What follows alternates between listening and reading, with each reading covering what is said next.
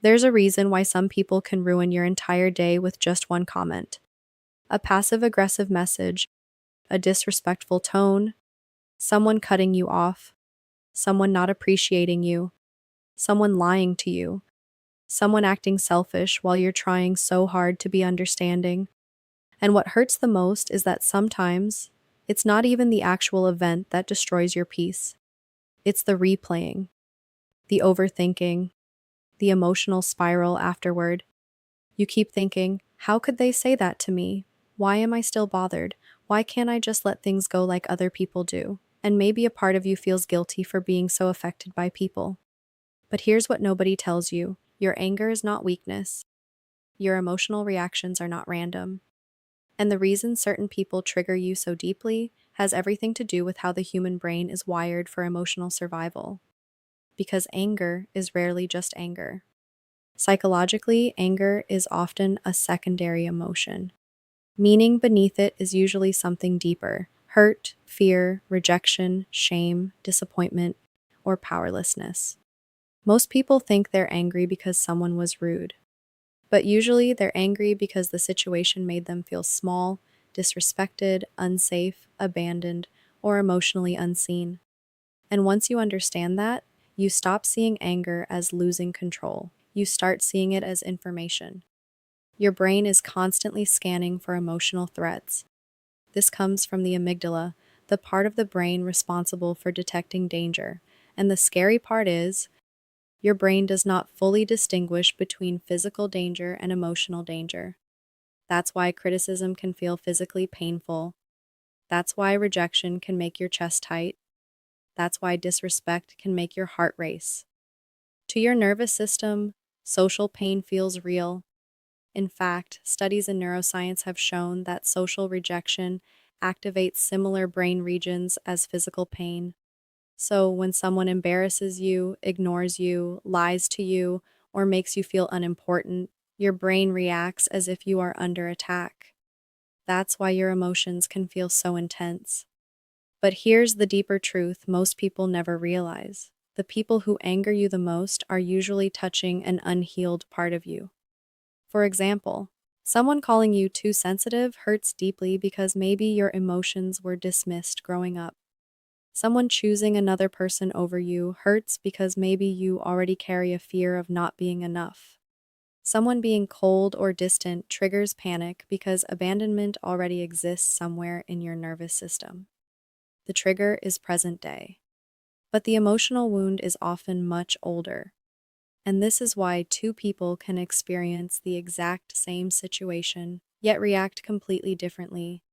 One person gets insulted and laughs it off.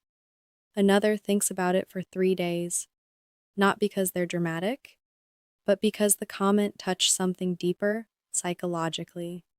This is why emotional intelligence is not about never feeling angry. It's about understanding what your anger is trying to protect. Because anger is protective.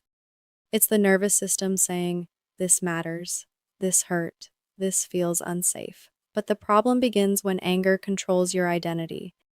When one rude comment ruins your confidence. When one disrespectful person ruins your peace. When someone else's behavior determines your emotional state. That's when you unconsciously give people power over your nervous system. And the truth is, most people are emotionally reactive because they live externally. Their emotions depend on what people say, how people act, whether people validate them, whether people approve of them. Their inner peace is rented out to the outside world. But emotionally powerful people operate differently. They stop expecting emotionally immature people to behave maturely. And this changes everything. Because one of the biggest reasons people stay angry is unrealistic expectations. You expect selfish people to suddenly become considerate. You expect emotionally unavailable people to suddenly communicate perfectly. You expect manipulative people to suddenly become honest. And every time reality doesn't match your expectations, you suffer.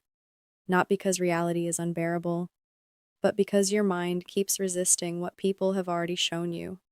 Acceptance is one of the most psychologically freeing things a person can learn. Acceptance does not mean approval. It means seeing reality clearly without emotionally fighting it. You stop saying, "How could they do this?" and start saying, "Of course they did. That's who they are right now." That shift alone can save your peace. Because when you stop being shocked by people's behavior, you stop emotionally collapsing every time they disappoint you. And another uncomfortable truth: people who are constantly angry are often carrying accumulated emotional exhaustion, stress, burnout, resentment, lack of sleep, unprocessed pain, constant overstimulation. When your nervous system is overwhelmed, even small things feel massive. A text message feels disrespectful. A minor inconvenience feels unbearable. A small tone change feels like rejection. You become emotionally inflamed.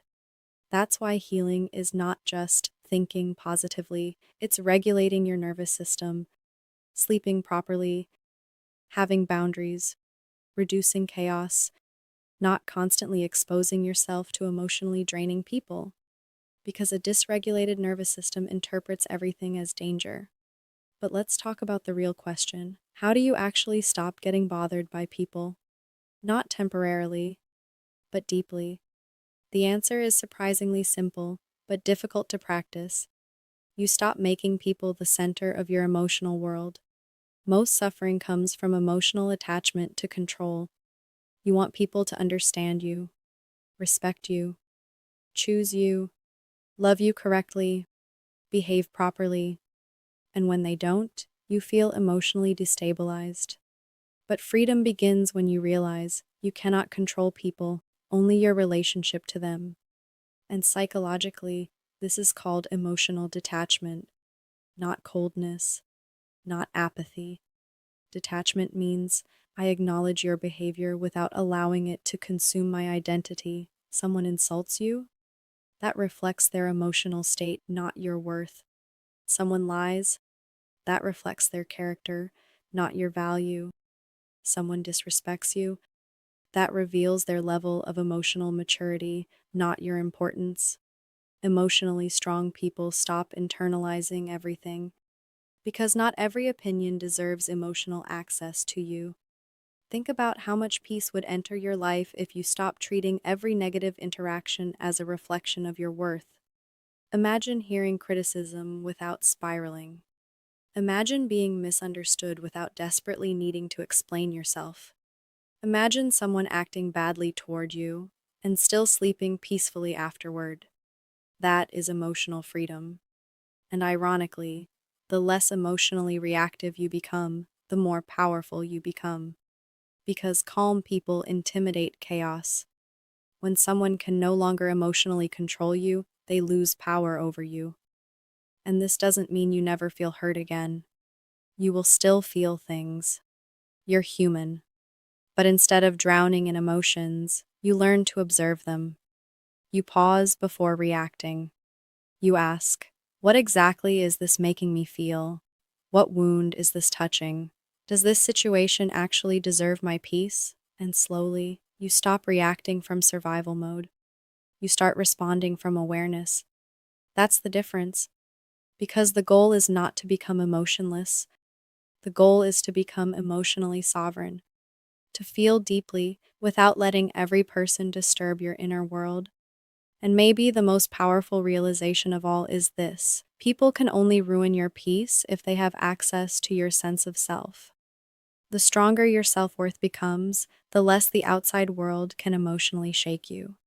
Because once you truly know your value, other people's opinions become information, not identity. And eventually, you reach a point where peace becomes more important than winning arguments, more important than proving yourself, more important than being understood by everyone. You simply protect your energy differently, and that's when life becomes lighter. Because healing is not becoming someone who never gets angry. Healing is becoming someone who no longer abandons themselves emotionally every time someone disappoints them.